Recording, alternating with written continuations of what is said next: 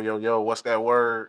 We doing our first official movie review on 32 Inning Podcast channel today. How y'all doing? Also testing out the video board today, so we're gonna have some sound injecting. But the first movie we're gonna review is Love and Basketball. Now we're gonna be doing these reviews by 5 key parts. The first part we're gonna talk about is Love and Basketball actually a classic, or is it the nostalgia talking? Now, for decades, Love and Basketball has been hailed as one of the greatest sports romance films of all time. It came out in 2000, long time ago. It told a story that resonated deeply with the audience, particularly within my community, the black community, as it explored themes of love, ambition, and self discovery through the lens of a basketball film. But after revisiting this film, it's worth questioning whether its status as a classic comes from its actual storytelling or the deep nostalgia attached to it. Many fans who grew up watching the film have an emotional attachment to it. It was one of the few movies that centered around a black woman athlete in a male dominated sport while also portraying a love story that spanned years. However, when you strip away the sentimentality, does the movie hold up as both a great love story and a compelling sports film? There's no doubt that Love and Basketball offers something unique. The chemistry between Monica and Quincy is undeniable. That's Sanaa Lathan, fine shit, and Omar Epps. And with their intertwined journeys in life and on the court, make for an engaging watch.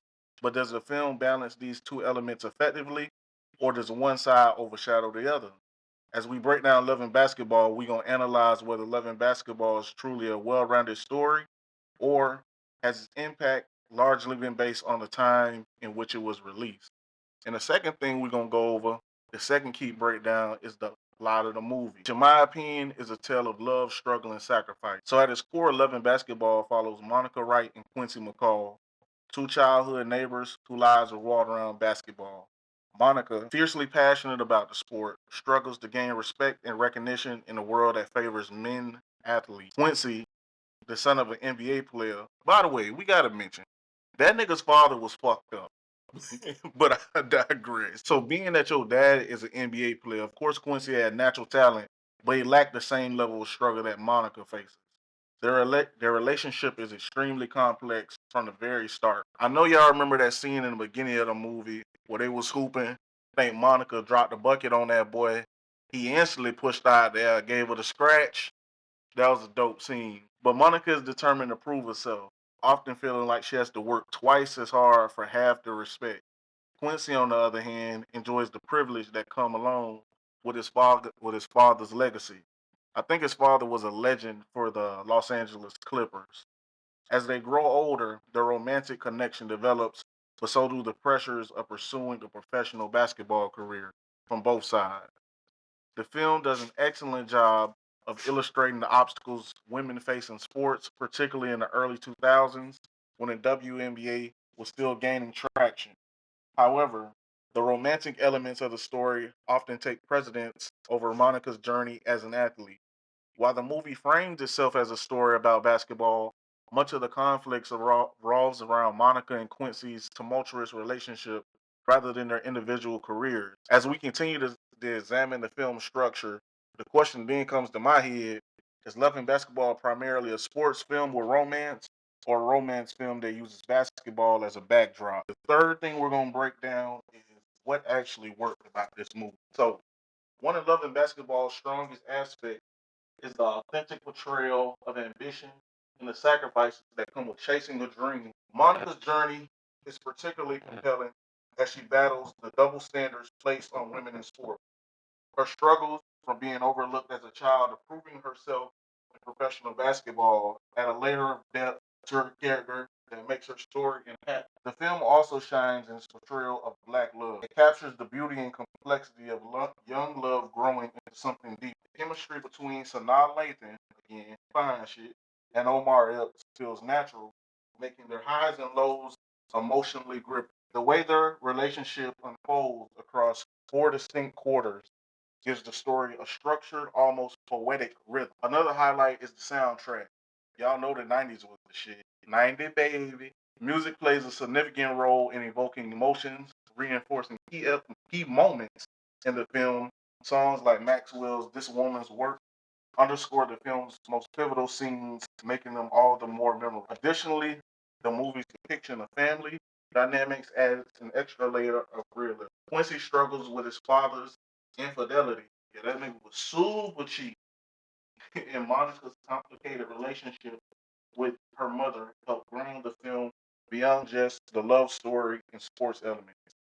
These subplots in depth, making the characters feel well rounded and their challenges relatable.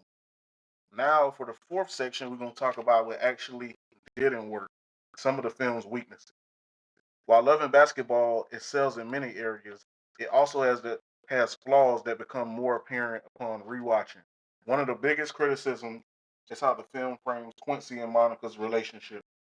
Quincy is repeatedly shown dismissing Monica's aspirations while expecting her to prioritize him. A scene that really broke down that whole element of the film is when he felt like he needed somebody to be there for him while his mother and father was going through the divorce.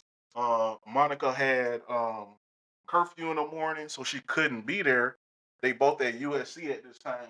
And then he said, fuck that, and went and cheated on her. Like, man's really said, fuck that, fuck your feelings. And all she was just trying to do right by her career at that time. It was one of the first times in the film we actually saw her choose herself or something that was important to her over Quincy. And obviously he wasn't used to that. He didn't take it well because by that time he was a privileged athlete. So coming up, he was used to people telling him yes and not very used to people telling him no. And obviously that was a huge moment in the film. His immaturity and entitlement create a dynamic where Monica has to prove her love while also sacrificing her career ambitions. A prime example of this is the infamous "Play Me for Your Heart" scene, which is a crazy ass scene, G. Oh man. While the scene is iconic, it highlights how Monica is constantly placed in a position where she must earn Quincy's affection, whereas he does little to meet her halfway. Instead of being a powerful moment of reconciliation, it feels like yet another instance where Monica is forced to fight for something that Quincy takes for granted. Another issue is the imbalance between the sports and romance elements. The film is marketed as a basketball story, but much of the conflict stems from the romantic drama rather than the game itself. While Monica's basketball journey is compelling, it often takes a backseat to Quincy's struggles, despite the fact that Monica's obstacles are arguably more significant. Pacing of the film is also a point of contention. While the four-quarter structure is creative, the transitions between different stages of their lives sometimes feel rushed, particularly in the later parts of the movie. I also felt like this film should have been at least 30 minutes long. The emotional weight of certain scenes isn't always given enough time to fully develop before moving on to the next phase of their relationship. I really like the dynamics of Quincy's father and his mother going through a divorce and how tough that was. And we got a chance to see a working marriage between Monica's parents. Of course, it was weird that Quincy's people live in a huge mansion right next door to, like, I mean, Monica's parents were upper middle class, but it wasn't a mansion. The fact they were right next door to each other was kind of funny to me at all times, and we never got to see the front of their crib in the movie. So number five, the final verdict. Was it a classic? Yes, but it's not without its flaws. There's no denying that Love and Basketball has cemented itself as a beloved film. Its cultural significance, particularly again in my community and in the black cinema, is undeniable. The themes of perseverance, love, and self-discovery resonate extremely deeply, making it a film that continues to be revisited by new generations. However, when analyzing it from a critical perspective, the film has structural weaknesses that prevent it from being a truly flawless masterpiece. The imbalance between romance and sports, the problematic elements in Quincy and Monica's relationship, and the lack of real basketball development keep it from fully delivering on all fronts. That being said, Love and Basketball still holds an important place in the genre. It's one of the few sports films that centers a black woman's journey, something that remains rare even today. While it may not be the perfect sports movie, it is a significant one. Before I get into the ratings for this movie, I would say an added thing is my favorite scene from the movie.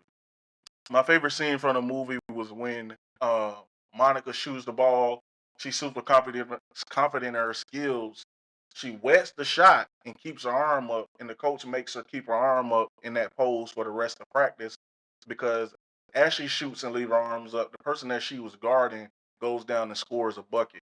Y'all remember that scene? That's my favorite scene because it shows that even I'm a former male athlete. It shows that team is what's most important. And even though was recruited to replace the point guard, the girl that had that position, who she ended up playing overseas with, it shows that you have to put the team first, including and especially at that position of being the point guard.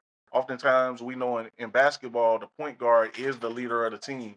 And when you think about elements like um, what Monica ultimately went on to become a professional basketball player, I think it did a great job of highlighting how sometimes women's basketball players have to take different routes. A lot of WNBA players to this day in 2025 still play overseas in a new league that they just started. I can't remember the name, but the 3-on-3 league that the women just started in basketball. It shows that they still have to go to other places and do other things to recruit the value that honestly that they bring to the table. And I think Love and Basketball did a great job of displaying the dynamics of the early WNBA and some of the struggles with viewership that they still go through today. Now, as far as rating for this movie, I will honestly give it a 7.5 out of 10. It has a compelling narrative with strong character work, but an imbalance between romance and sports. The performances overall for the movie, I give it an 8.5 out of 10. Again, Sanaa Lathan for the third time, fine shit. And my boy, Mr. N2D, nah flag, and my boy Omar Epps carry the film with natural chemistry and depth. As basketball representation, honestly, I gotta give it a 5. While Monica's struggles are well depicted, the sport itself often feels secondary to the love story, and there's no problem with that. But we gotta go by the basketball representation. The emotional impact, I give it a 9 out of 10. The film successfully tugs at the heartstrings, making it a memorable watch.